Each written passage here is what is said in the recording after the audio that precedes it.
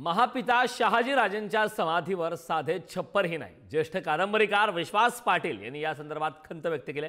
समाधीची अवस्था पाहून कुणाच्याही डोळ्यात पाणी येते। कर्नाटकात शिमोगा जवळ होसगिरी या खेड्यात शहाजीराजेंची समाधी आहे। सगळ्याच राजकीय पक्षांचं महापित्याकडे दुर्लक्ष आहे। विश्वास पाटील यांनी या संदर्भात खंत व्यक्त केली। ग्राफिक्सच्या माध्यमातून त्यांनी नेमकं काय ट्विट केलंय। शिवरायांसारख्या महापुरुषाला आणि महाराष्ट्र या कल्पनेला जन्म देणारे पराक्रमी शहाजीराजे कर्नाटकाच्या मातीत एकाकी स्थितीत चिरनिद्रा घेत आहेत। त्या वीर पित्याच्या समाधीवर साधे गंजक्या पत्र्याचे सुद्धा छप्पर नाही। ती दुरावस्था पाहून कोणाच्याही डोळ्यात पाणी आणि पोटात गोळा उठेल असं विश्वास पाटील ज्येष्ठ कादंबरीकार यांनी म्हटलंय। गनिमी काव्यांच्या युद्धतंत्राची दीक्षा महागुरु शहाजी महाराजांनीच आपले पुत्र शिवरायांना दिली होती। एवढेच नाही तर शिवरायांची प्रसिद्ध राजमुद्रा ही संस्कृत भाषेचे प्रकांड पंडित असलेल्या शहाजीराजांनी स्वतः लिहिली होती। आपल्याला खूप गोष्टी शिकवतो।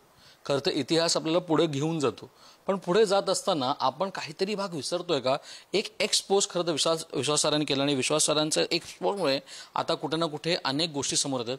विश्वास सर, खूप खूप स्वागत आहे। एकंदर आपण म्हटलं तुम्ही एक्सपोज केलं, खरं तर त्या पोस्टमधून संपूर्ण तुमचा राग तुम्ही तिकडे व्यक्त केला, ती खंत तुम्ही व्यक्त केली आणि ती खंत आपल्या इतिहासाची आहे। कुठे ना कुठे आपल्या इतिहासाच्या अनेक गोष्टी आपण विसरत चाललो का? पुढे जाताना काय सांगाल? नक्कीच आपण विसरत चाललेलो आहे। मुळात शहाजी महाराज हे कर्नाटकामध्ये का गेले, विजापूरच्या दरबारामध्ये का गेले, याचं कारण असं की 1632 ते 1635 त्यांनी पहिलं इथं पेमगडावर म्हणजे संगमनेर जवळ राज्य स्थापन केलं होतं। पेमगड किल्ला छोटा होता, पण महाराजांचं राज्य हे पुण्याच्या भीमेपासून नाशिकच्या गोधेपर्यंत 64 किल्ल्यावर राज्य होतं आणि हे राज्य मोडून काढण्यासाठी शहाजहान दिल्लीवरून आलेला होता। एक लक्षात घ्या की 8 जून 1631 ला मुमताज महल मरण पावली बुरानपूर जवळ आणि तिची शवपेटी घेऊन शहाजहान आग्र्याला गेला आणि त्यानं सौगंध खाली होती की जोपर्यंत मुमताजचं ताजमहाल नावाचं जगातलं एक मोठं असं शिल्प मी पूर्ण करत नाही तोपर्यंत मी ही जागा सोडणार नाही। पण त्यावेळेला शहाजी महाराजांचं एवढं मोठं बंड होतं की शहाजहाननी आपले महाबत खानासह 4 मोठे सरदार आणि 2 लाख लोक महाराष्ट्रावर पाठवले होते, पण तरीही शहाजी बाबा आवरत नव्हते। हे लक्षात आल्यावर शहाजहाननी ते ताजमहालचं चालू काम बंद ठेवलं आणि स्वतः तो इथं महाराष्ट्रावर निघून आलेला आहे। आणि शहाजी महाराजांनी काय नाही दिलं, शहाजी महाराजांनी शिवरायांना जन्म दिला। 12व्या वर्षी जी राजमुद्रा आहे ती शहाजी महाराजांनी स्वतः लिहिलेली होती। त्याच्यानंतर शहाजी महाराजांनी गनिमी काव्याचा शोध हा पहिल्यांदा लावला। शहाजी महाराजांनी 1640 ते 42 या 2 वर्षामध्ये बेंगलोरच्या किल्ल्यामध्ये मोठे संभाजी महाराज, शिवाजी महाराज, कोयाजी बाबा आणि व्यंकोजी महाराज या 4ही राजपुत्रांना स्वतः लष्करी शिक्षण दिलेलं आहे। एवढं मोठं प्रचंड महत्त्व त्यांचं तिकडे आहे आणि कर्नाटकातले लोक सुद्धा खूप मानतात त्यांना।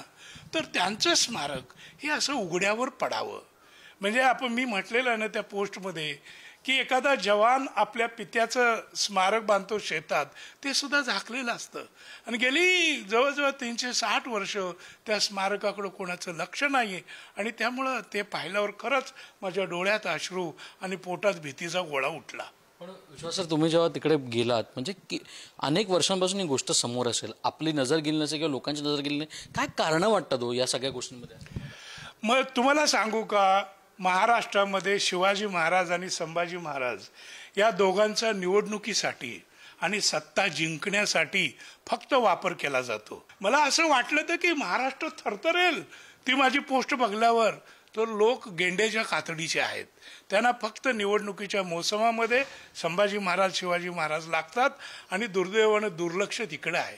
अहो, आज एवढी प्रचंड बांधकामं महाराष्ट्रात सगळीकडे चाललेली आहेत। सागरामध्ये 1000 कोटी 10,000 कोटीची शिवस्मारक बांधायची आपण भाषा करतो आणि त्या राजांना जन्म देणाऱ्या महापित्याकडे आपण दुर्लक्ष करतो।